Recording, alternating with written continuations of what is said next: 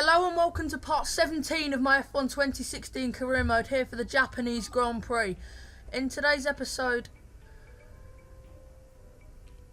as you saw the tyre allocation there, a couple of teams made upgrades. Track acclimatisation, we absolutely nailed it. Absolute spot on perfect lap.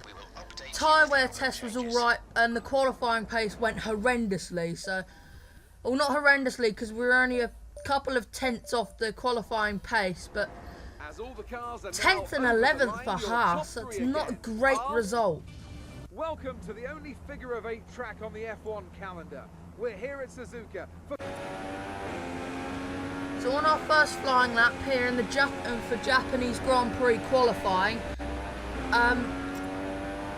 it was a less than average lap because we put 14th, but at the end of the lap we were very much up on that time and still 7/10 off the pole time. So the AI are very, very quick around here. We're 1.1 seconds up.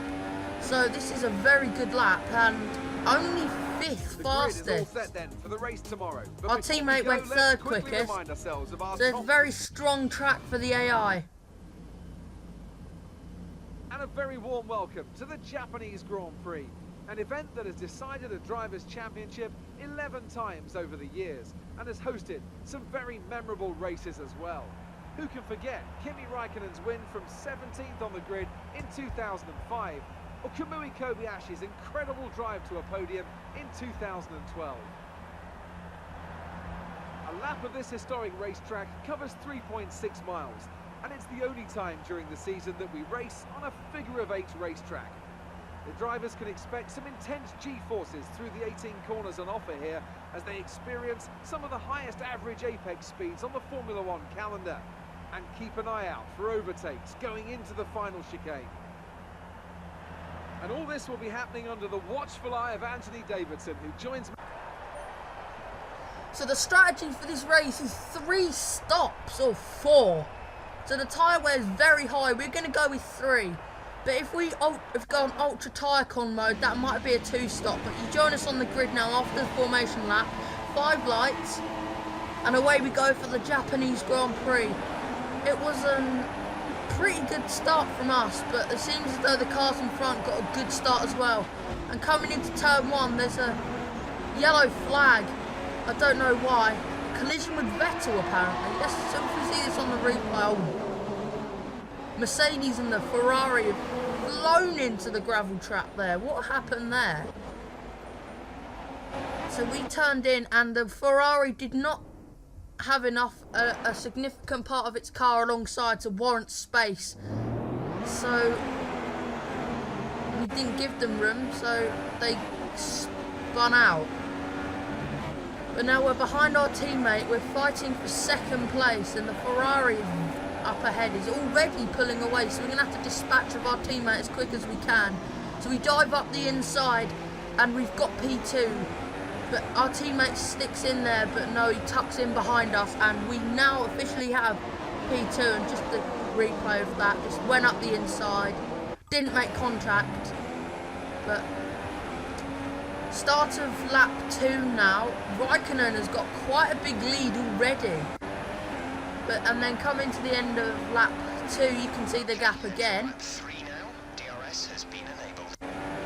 And coming to the end of lap 3, you can see the gap again. But at the end of lap 5, we had enough of these tyres, so we came in and pitted for a set of medium tyres.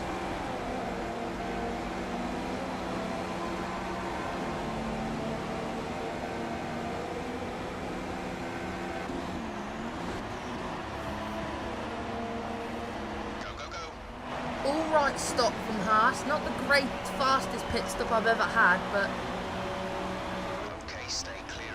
it's alright. The Manor goes past us, so that could play a significant role as to see where we come out, because we might fall off the pace of Raikkonen even more, so we need to dispatch of this Manor as quick as we can. So we dive up the inside into Degner 2. and we've got that manner. But starting lap 10 now. We will update you if the outlook changes. And then showing at the end of lap 11, we've taken the lead of the Grand Prix. I have no idea how that happened.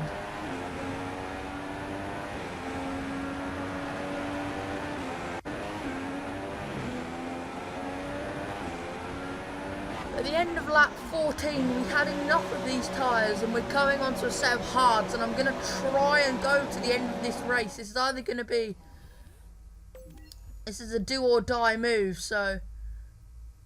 Very risky, because we're going to have to go ultra tyre con mode, like I said at the start of the race, if we want to make these tyres last pretty much half of the Grand Prix.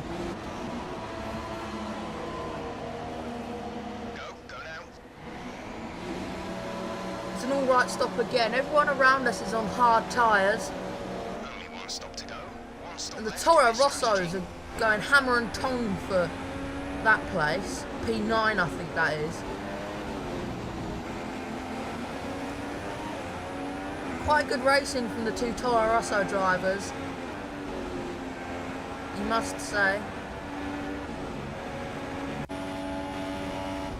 But my engineer told me Harrianto was having problems and he's going quite slowly there, because that He's in the pits. Renault's caught up quite a bit, but the Toro Rossos forced each other wide, and we're going to go in and out of them, and slalom in and out of them, sorry, and we have got P9 as they made contact there.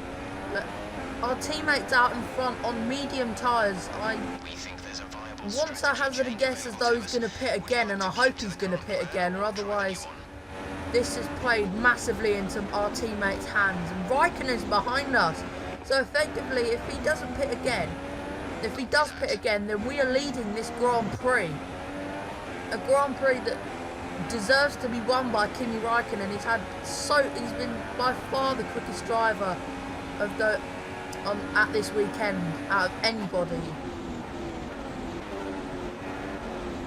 But he's also on the hard compound tyres, but he's going to have newer ones. And just checking if our teammates done 2 or 3 stops, and he's done 2, so I am going to guess he's going to pit again, unless he's doing the same strategy as us.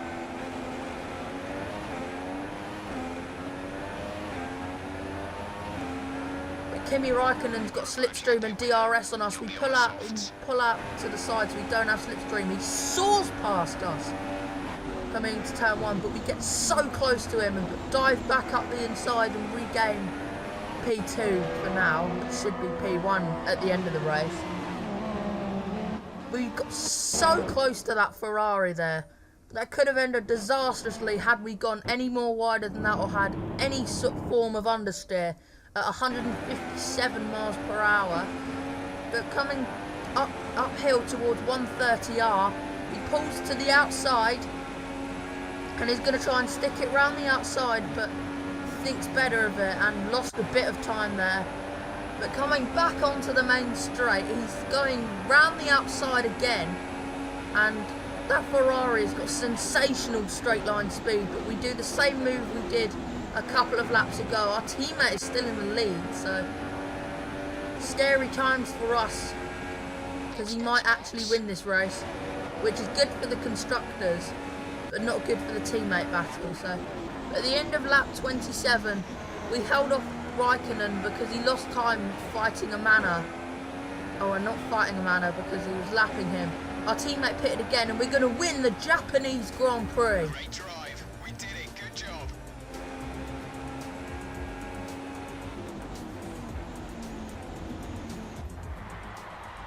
Our drivers are making their way out, and after this round of the World Championship, here's how things look in the drivers' table. There's been a lead change at the top of the championship after a superb performance. Moving on to the driver of the day then. Anthony Davidson, who would you go for? Difficult call, Crofty, but I'd like to say Sergio Perez. He's just so gifted at getting the most out of his tyres, and he showed that here today. And here's how things are shaping up in the Constructors' Those are the race Championship. results there. Mercedes have extended their lead at the top of the standings. Well, what a weekend that has been. As you can see, Please join us obviously next time Ultimate for another AI. thrilling instalment of this Formula One season.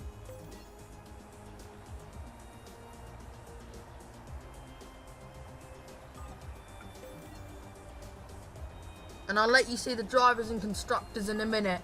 But like this video if you want to see more. It really helps me out and lets me know if you want to see more or not. Subscribe to the channel if you're new on this journey to bring Haas to the front, and goodbye.